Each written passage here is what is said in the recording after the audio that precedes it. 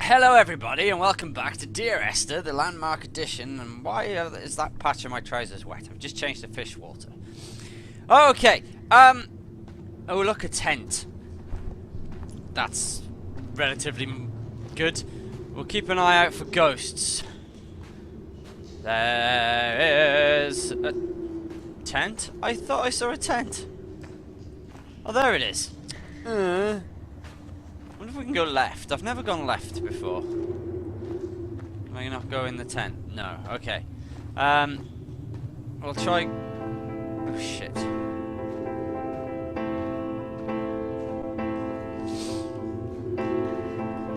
I'm gonna try going left and not right like it wants me to. Look at that moon.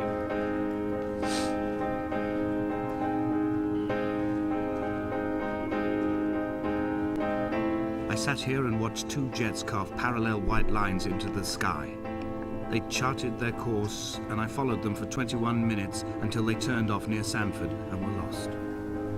If I were a gull, I would abandon my nest and join them. I would starve my brain of oxygen and suffer delusions of transcendence. Okay, we do have to go this way. I would tear the bottom from my boat and sail across the motorways until I reached this island once again. Oh.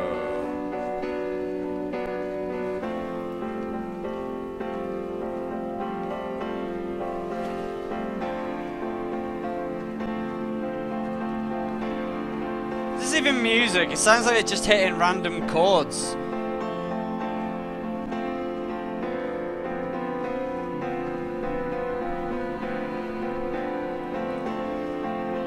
It's a bit weird, I don't like it.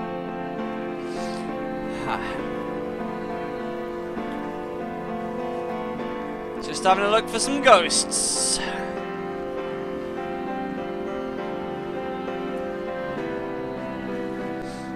Not see any. The water looks good though, eh? Maybe it's this one. I returned home with a pocket full of stolen ash. Half of it fell out of my coat and vanished into the car's upholstery. But the rest I carefully stowed away in a box I kept in a drawer by the side of my bed. It was never intended as a meaningful act, but over the years it became a kind of talisman. I'd sit still, quite still for hours, just holding the diminishing powder in my palm and noting its smoothness. In time, we will all be worn down into granules, washed into the sea and dispersed. Well, yes. Let's keep an eye out for ghosts. Ghosts, ghosts, ghosts. Are you a ghost?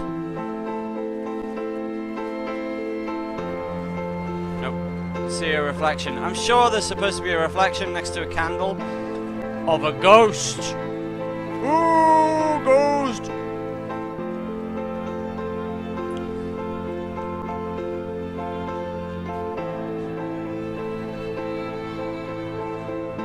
What's this?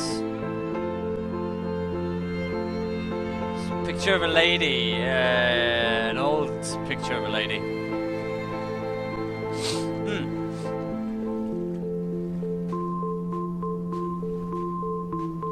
Ah, is that the ghost?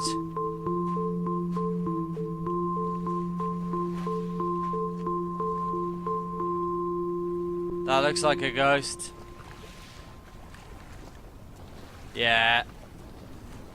Definitely a ghost. Don't disappear, ghost.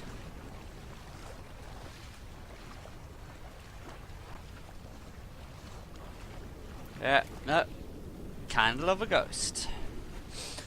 Confirmed. Right. Ghosts are real. I've seen them in the Hebrides. Yeah, I can't run. There were chemical stains on the tarmac. The leak of air conditioning, brake fluid and petrol. He kept sniffing at his fingers as he sat by the roadside, waiting as if he couldn't quite understand or recognize their smell. Petrol. He said he'd been travelling back from a sales conference in Exeter. He'd stopped for farewell drinks earlier, but had kept a careful eye on his intake. You could hear the sirens above the idling traffic. Lovely.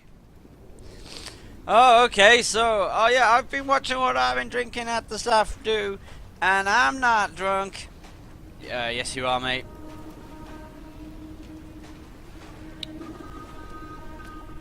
There's voices on the wind. From here, I can see my armada. I collected all the letters I'd ever meant to send to you, if I'd have ever made it to the go check mainland, it out. but had instead collected at the bottom of my rucksack, and I spread them out along the lost beach. Then I took each and every one, and I folded them into boats. I folded you into the creases, and then, as the sun was setting, I set the fleet to sail. Huh? Shattered into 21 pieces, I consigned you to the Atlantic, and I sat here until I'd watched all of you sink. Well, no, because most of them came back at... What's... Whoa. Oh, it's just a wave. It's like... It looked like something was darting across the surface of the water there. Oh, look, somebody has been busy. Should we go check out...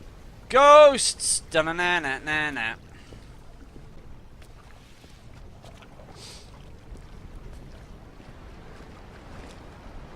On a sudden, a light from heaven shone above him, and her hair fell to the ground. Eggs, precious, eggs. Do. Right, I suppose we need to head up towards the beacon, radio tower, whatever. These lovely flowers. Oh, it is very windy around here, eh? That's one thing that I'm gaining more and more of a despise for is the wind. Let me explain. Any weather is made worse by wind. And I don't mean a little breeze. A gentle breeze is fine, but wind. As in... When Paul keeled over dead on the road to Damascus, they resuscitated him by hitting him in the chest with stones gathered by the roadside. He was lifeless for 21 minutes, certainly long enough for the oxygen levels in his brain to have decreased and caused hallucinations and delusions of transcendence. I'm running out of painkillers, and the moon has become almost unbearably bright. Oh, okay.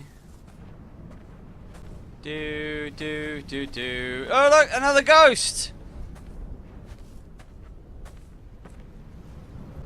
Yeah, the wind. It annoys me. You know, when you have a gust, it doesn't matter what you're doing. Even if you're trying to sleep, it keeps you awake. I can tolerate the rest of the weather without the wind. That's fine. Sunshine. I'll admit, with sunshine, yes, a nice little breeze would be good. Sometimes. But not so much that it makes you feel cold even though the sun's out. Right, I don't think we're going to see that ghost again now. Snow's worse in wind because of the drifts. Rain's worse in wind because you can't get into any shelter if you're outside. I've begun my voyage in a paper boat without a bottom. I will fly to the moon in it. I've been folded along a crease in time, a weakness in the sheet of life. Now you've settled on the opposite side of the paper to me. I can see your traces in the ink that soaks through the fiber, the pulped vegetation. When we become waterlogged and the cage disintegrates, we will intermingle. When this paper aeroplane leaves the cliff edge and carves parallel vapor trails in the dark, we will come together. Well, this is where he was. Should I jump off? Nah, best not. And as he was proceeding on his journey. Okay, yeah, so not a big fan of the wind. There you go.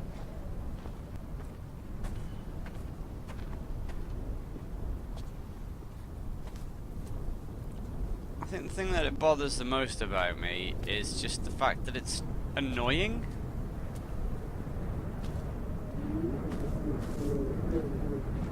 I mean, listen to the noises it makes.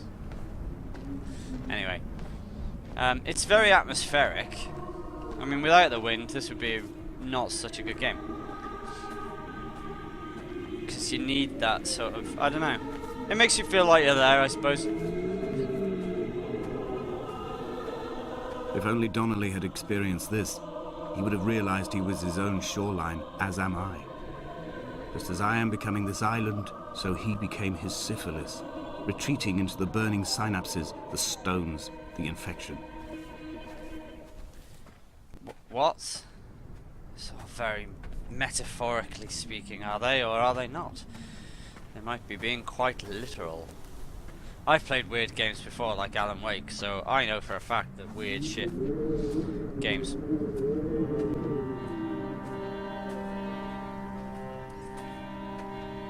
Candle.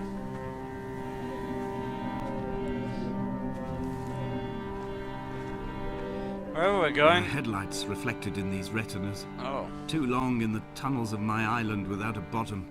The sea creatures have risen to the surface, but the gulls are not here to carry them back to their nests. I've become fixed, open and staring, an eye turned on itself. I've become an infected leg whose tracking lines form a perfect map of the junctions of the M5. I will take the exit at mid-thigh and plummet to my Esther. Oh, is he going nuts, is he?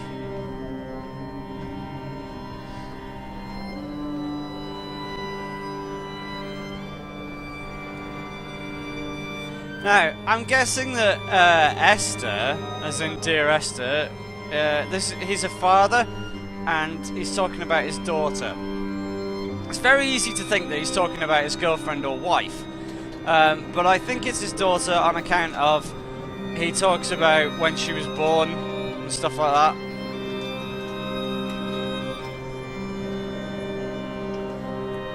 Like birthmark, you were always able to make crying to fill the void or whatever. It just seems like something, I don't know, maybe I'm wrong, I don't know. Post that in the comments. You're wrong! Okay, why? Because it was his girlfriend, because blah blah blah blah blah blah blah. Okay, well that's fine.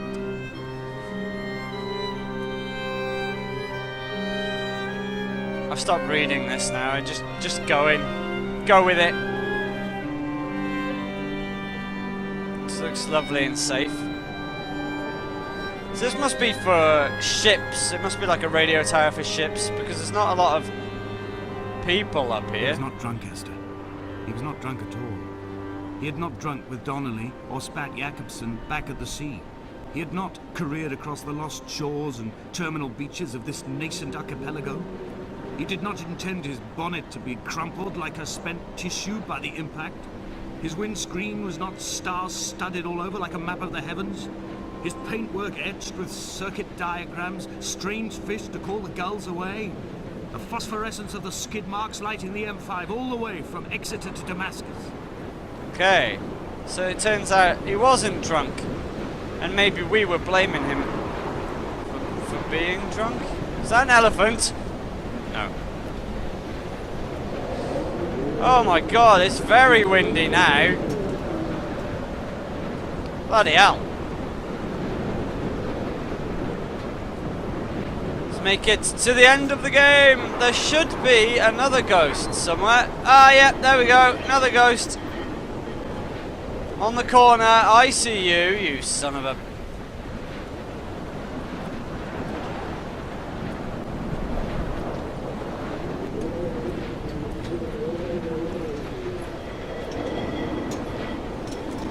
I thought I heard a radio noise from everybody going to the Rapture then. I have run out of places to climb.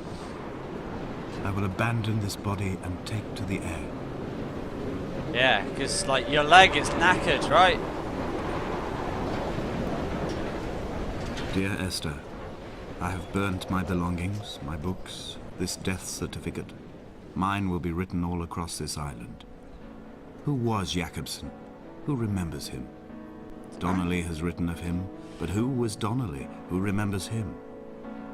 I have painted, carved, hewn, scored into this space all that I could draw from him. There will be another to these shores to remember me. I will rise from the ocean like an island without bottom, come together like a stone, become an aerial, a beacon, that they will not forget you. We've always been drawn here. One day the gulls will return and nest in our bones and our history. I will look to my left and see Esther Donnelly flying beside me. I will look to my right and see Paul Jacobson flying beside me. They will leave white lines carved into the air to reach the Esther mainland, Donnelly? where help will be sent. I assumed Donnelly was a man.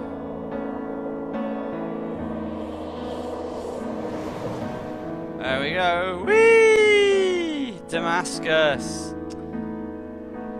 Da, da, da.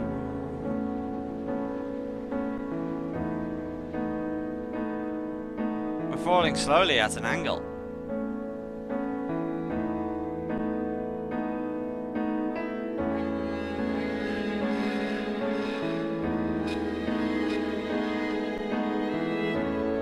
We're a bird! Yay! No wonder it took us so long to walk everywhere.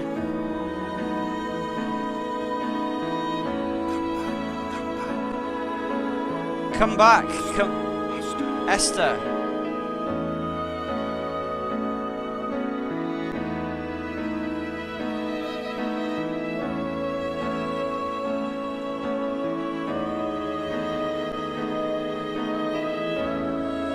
I enjoyed playing that again. It was good. The Landmark Edition is just so much prettier.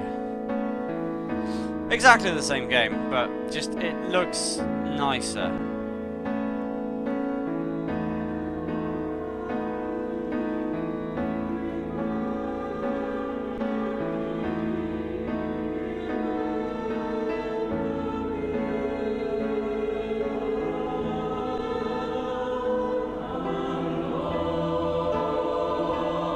That's the boats.